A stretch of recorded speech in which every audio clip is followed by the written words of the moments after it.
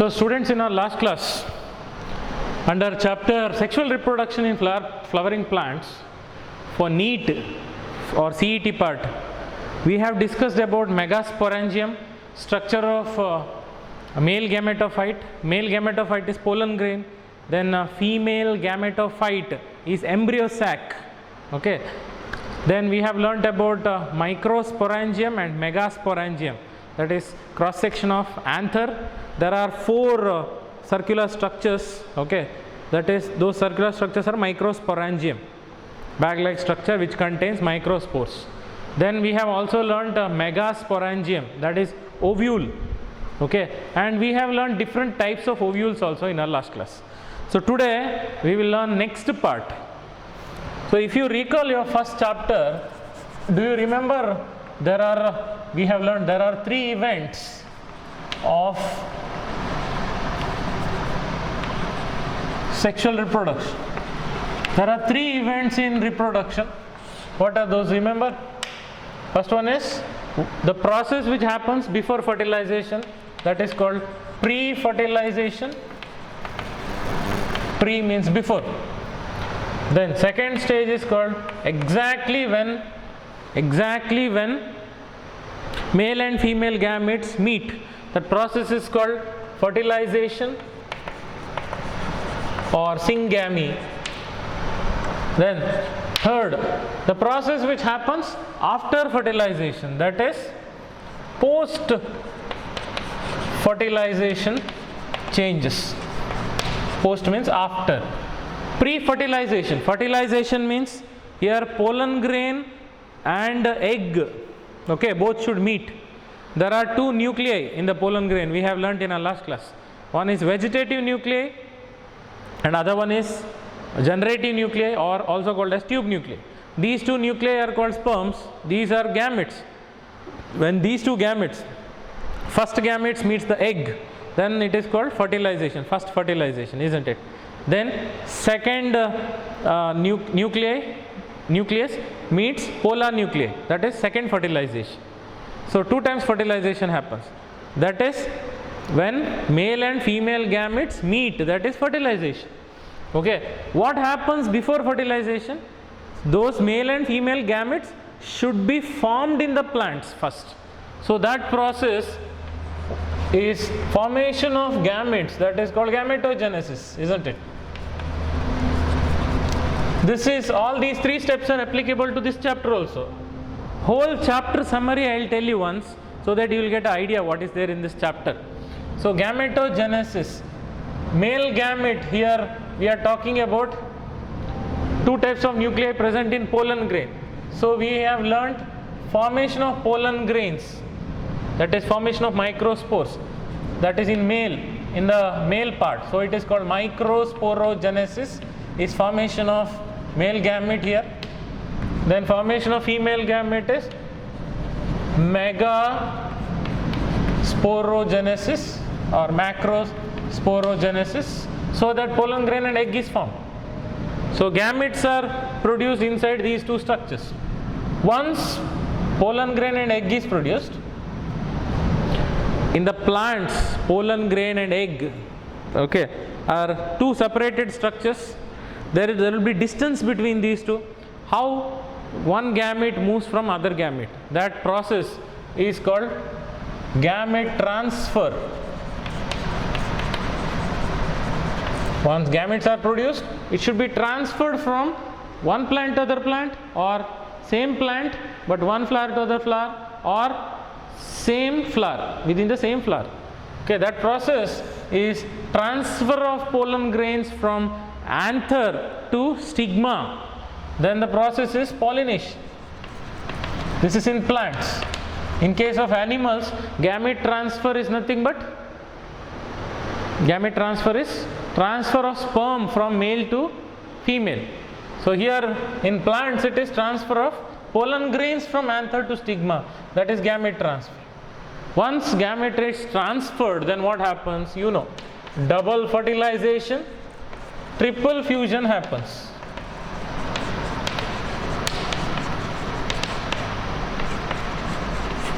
Double fertilization, triple fusion. Okay, do you remember what is that process, what happens there? This is anatropous ovule I am drawing here.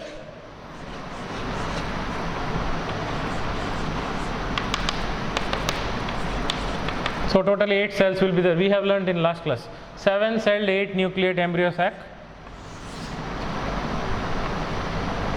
Then very important part, ovule for NEET point of view.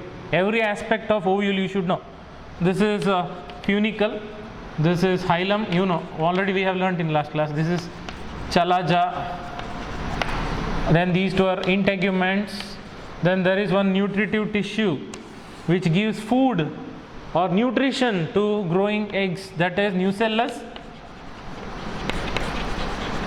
Then this part is nothing but female gametophyte, that is embryo sac. Then these three are antipodal cells.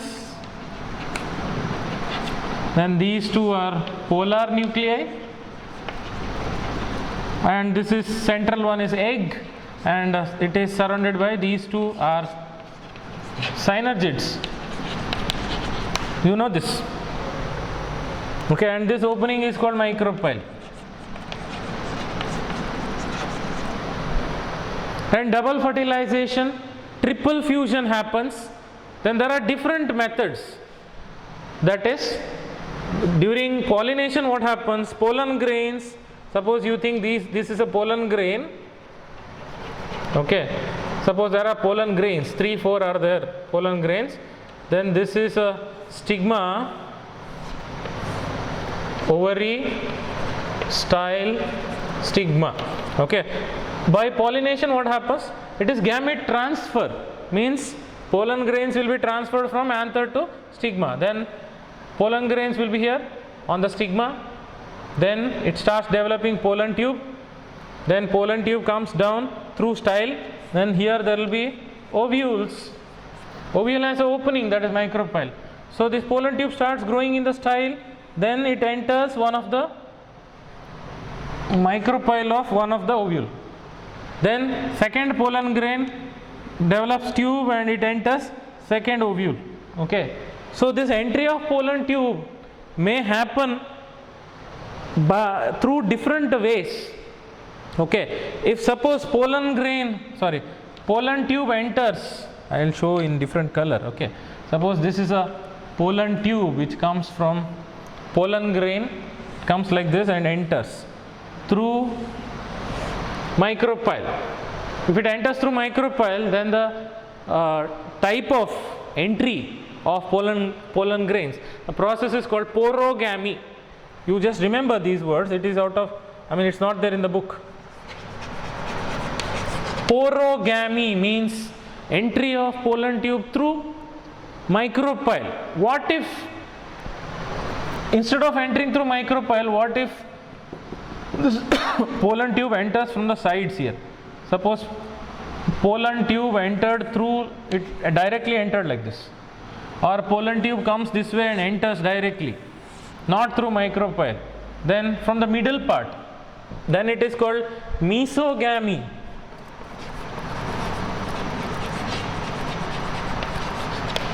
Mesogamy. Okay, then in case of ferns or pteridophytes, in case of pteridophytes, okay, sometimes alternation of generation is there. Gametophyte produces sporophyte, sporophyte produces gametophyte. The process of gametophyte producing sporophyte, okay, so without the formation of gametes, then the process is called apogamy. Apogamy, that is in ferns, in pteridophytes, gametophyte produces sporophyte without gametes. No gametes are produced here. Gametophyte directly produces sporophyte. In that case, it is called apogamy. Okay. Then one more word is used for porogamy, that is siphonogamy. Now this word is outdated. Siphonogamy. You know what is the meaning of siphon? Siphon means tube-like structure, like a pipe. Okay, so pollen tube is like a pipe. It enters through micropyle. If it enters through micropyle, then it is porogamy. As pollen tube is a tube-like structure, then it is called siphonogamy. Okay, so these are all words used for. Then one more is there, chalazogamy. This is very simple. This part of ovule is called chalaza. You know, the pollen tube enters through chalaza. Through chalaza it enters, then it meets the egg. Then it is called chalazogamy. Chalazogamy. These are the words usually they ask in NEET. They used to ask in AIPMT that what are these words? Some students can't guess what are these words because these are not there in the textbook, but related to the concepts of textbook. So I just mentioned here. Then we were discussing double fertilization, triple fusion. Sorry.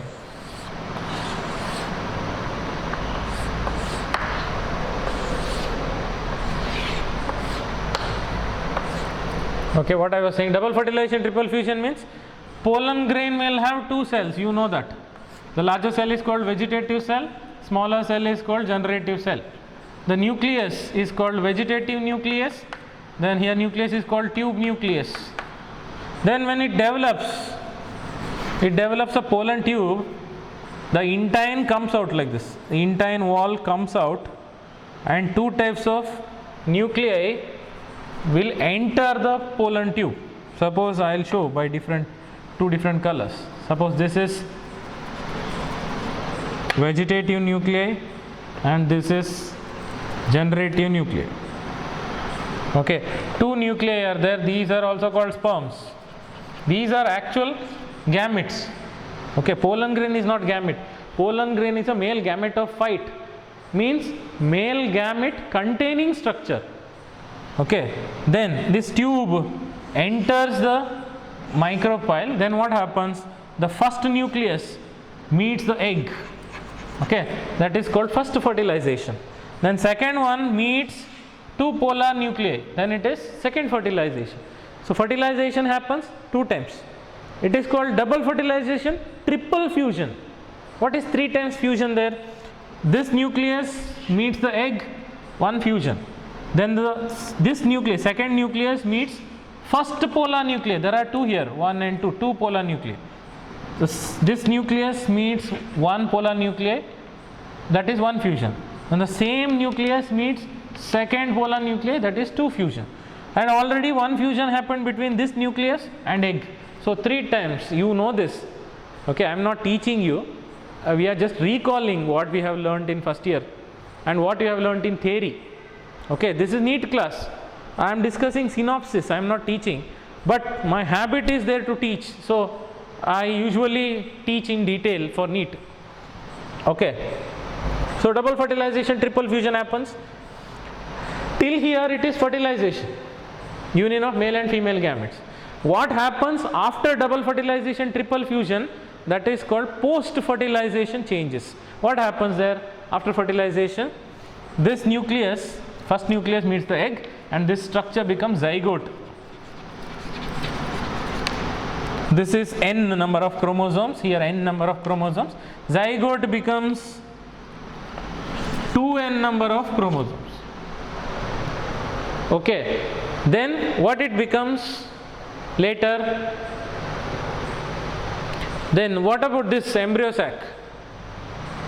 Okay, so this polar nuclei with the second nucleus becomes n plus n plus n, because this nucleus is n, one polar nuclei is n, second polar nuclei is also n. There are two polar nuclei. So n plus n plus n, it becomes 3n. What is that structure formed is called here? Here one structure is formed, that is called pen, primary endosperm nucleus. Then pen becomes n, that is endosperm nucleus. Then finally it becomes a endosperm.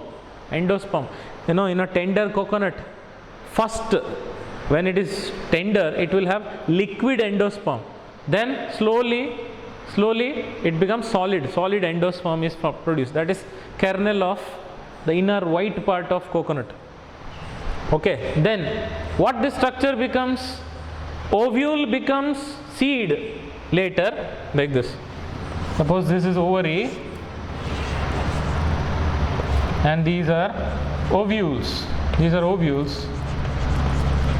This entire ovary becomes a fruit,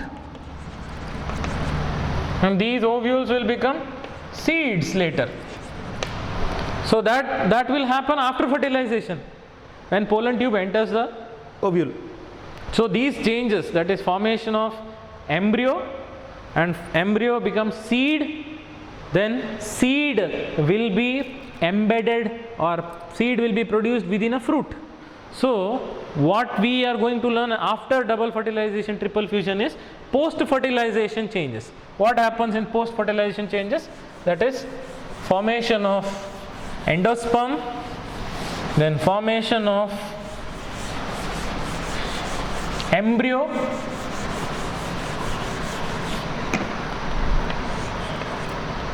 that is formation of embryo, then seed, embryo becomes seed, then seeds will be embedded within fruits. Then chapter is over. So now in our first class what we have learnt is microsporogenesis, production of pollen grains in the anther, then megasporogenesis, that is formation of egg in the embryo sac, that we have learnt. Now next part is gametogenesis is over, formation of gamete, pollen grain and egg is over. Then gamete should be transferred from one plant to other plant. Okay, that process is gamete transfer that happens in plant because of pollination, by pollination. So today we have to learn about second part in pre-fertilization, that is pollination.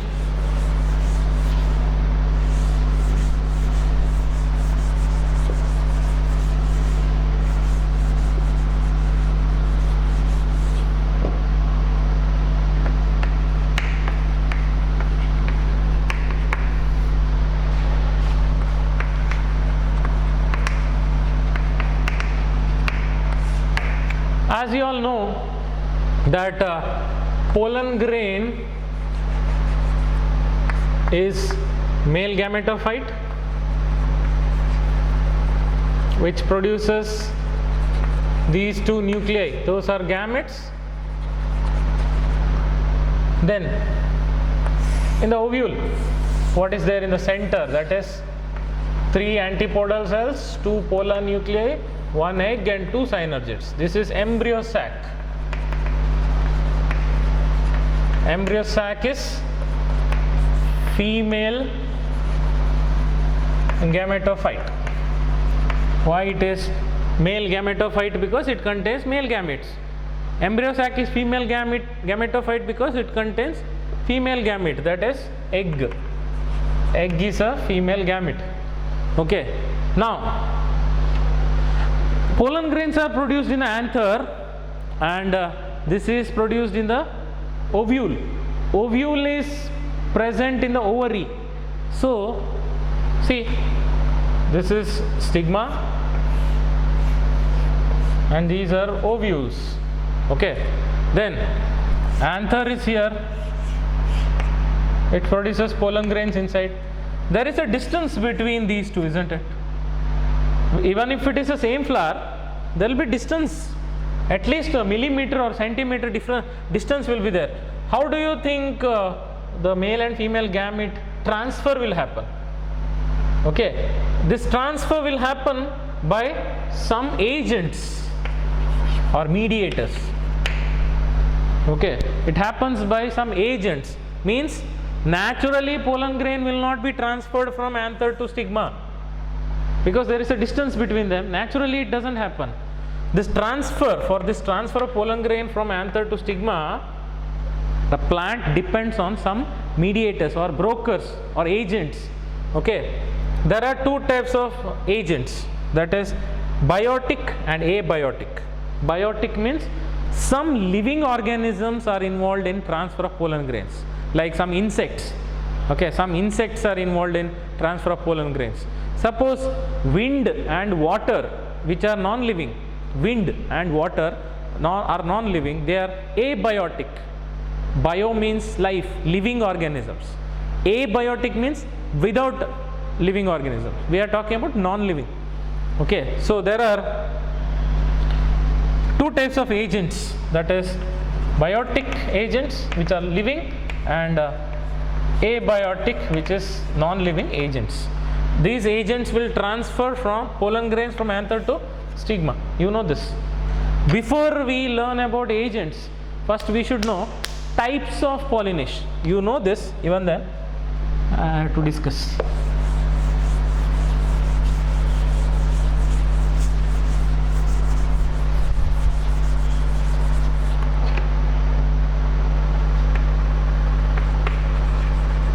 Types. So first comes autogamy. I'll not write much, okay, it is waste of time for. Autogamy means it is transfer of pollen grains from anther to stigma of the same flower, single flower. Suppose this is one plant which produces one flower, okay.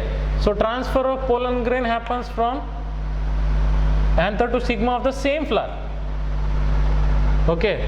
Then what are the disadvantages if it happens like that? What are the disadvantages and what are the advantages, or what should be the condition of a flower to have autogamy? In what case autogamy can happen in a plant? That is when flowers are closed flowers, that is what we call closed flowers as cleistogamous flowers. Sometimes flowers are open, but distance between the anther and stigma is very less. They are together, okay. Then that is chasmogamous. But in case of chasmogamous flowers, which is exposed, where usually self-pollination doesn't happen. Self-pollination means autogamy. Auto means self. That is same flower, transfer of pollen grain from anther to stigma of the same flower. In case of flowers which are open, that are called chasmogamous flowers. Chasmogamous, you know, chasmogamous flowers. Then synchronization of anther release and receptivity of pollen, receptivity of stigma should be same. Means anther releasing pollen grains, time of releasing pollen grains, and stigma to receive pollen grains, that is called receptivity. Ability of the stigma to receive pollen grains is called receptivity.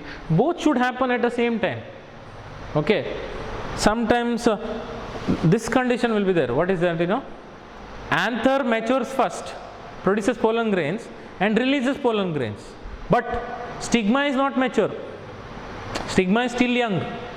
When stigma becomes mature, only then it can receive pollen grains. Okay, this is like giving example that a boy is 25 years old, okay, but girl is only 4 years old. Marriage is possible, but reproduction is not possible, because 25 years old boy is mature, he can reproduce, but 4 years old girl cannot reproduce, okay. So their time of maturation is not matching, but here it should match to have self-pollination. That is, anther releasing pollen grains and stigma, ability of the stigma to receive pollen grains should be, it should synchronize. Synchronize means, you know, it should match. It should be almost same. Only then self-pollination can happen. Okay. Then in some plants like Viola, Oxalis commelina, two types of flowers will be produced. Viola It is also called a common pansy plant. Common pansy. Okay, then oxalis, then commelina. Okay, plants. In these plants there are two types of flowers in the same plant. Same plant produces two types of flowers. That is, completely open flowers are called chasmogamous flowers.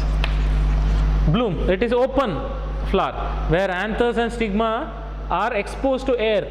So there are chances of cross pollination also. Okay, even self pollination also can occur, because pollen grain of the same flower may fall on stigma of the same flower, but it needs agents. Okay, the pollination may happen by insects or wind. Okay, if it is shaking this way, then pollen grain may fall on the stigma of the same flower, or insect. Okay, the insect may drop the pollen grain to the same flower, then that is chasmogamous. But in completely closed flowers, the flower which never opens, never blooms, that is cleistogamous flower. 100% autogamy will happen in this cleistogamous flower, because it is completely closed flowers where pollen grains of the same flower should fall on the stigma of same flower. Okay, because pollen grain cannot go out, it is completely closed. So self pollination happens in these plants. Okay, then what about the modifications of the plant for autogamy that we just learnt? Okay, then what about the second type of pollination, that is geitonogamy? You know this, it was there in the textbook. Geitonogamy means transfer of pollen grains from one flower to other flower of the same plant. Suppose this is one plant which produced two flowers. Okay, I'll consider A one flower, B is second flower. Two flowers. So transfer of pollen grains from flower A to flower B, but same plant. This is one plant. Okay, we'll consider plant X. Plant X, same plant produces two flowers. I'm giving an example, it produces many flowers. One plant produces two flowers. Transfer of pollen grains from one flower to other flower of the same plant. Okay, then it is, the process is called geitonogamy. Geitonogamy. Okay, this is nothing but one type of cross pollination only, but it involves a pollinating agent. But it is slightly like autogamy, because same plant but not same flower here. Okay, but pollen grain comes from the same plant, because this is pollen grain of same plant and this is stigma of the same plant. So this is almost like autogamy because this is pollen grain of same flower, this is pollen grain of the same plant. Similarity is there. Okay, then third type is completely cross pollination, that is xenogamy. This is nothing but two plants, like this is one plant, X is one plant, Y is second plant. Okay, so X produced a flower, Y also produced a flower. Okay, so transfer of pollen grains from flower of one plant to flower of other plant will happen. That is completely cross pollination, where pollen grains comes from different plant. Pollen grain comes from different plant, so that genetically different gametes will meet, because each plant will have its own genes. So genetically it is fusion of two different plants. But in case of autogamy and geitonogamy, it is genetically same plant, genetically same species, but these are two different plants. So genetically two different sources or two different plants. Then what about agents of pollination?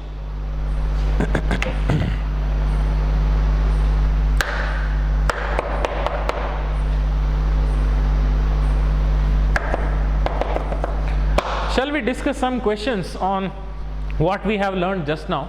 Because pollination itself is a very big concept. We need more time for this. If I only explain, then there will not be any time for discussing questions. Pollination is not over. Pollination, I need one more class to explain, because lot of things are there in pollination to explain. What we have learned today, only based on that, what questions are there, related question to what I taught today, that we will discuss. Okay. So I have to turn.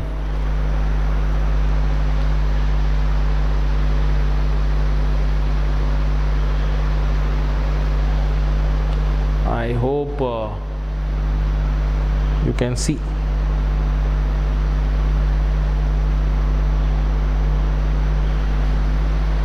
Can you see this now? I think I have to reduce. Yes. Now I think it is clear, isn't it? This is clear? Yes. So this is based on what we discussed in last class. Pollen grains are able to tolerate extremes of temperature and desiccation because of their exine wall consists of what? This question was asked in AIIMS. You know, AIIMS means All India Institute of Medical Sciences. Okay, there are totally 9 AIIMS in India. Earlier only 7 AIIMS were there. Now 2 more AIIMS are added recently. So that totally 9 AIIMS are there. 9 All India Institute of Medical Sciences are there. Out of 9 AIIMS, Delhi is the top. Okay, because robotics assisted surgery will be taught there for the students. So when they do the surgery, nurses are not required there. Robot will guide you for surgery.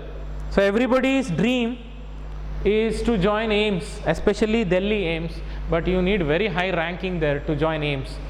But to join AIIMS, don't think that money is required. Okay, the fees is very, very less, not even in thousands. Okay, not even in thousands, some very less fees. Okay, you don't require money for joining, but you need a talent.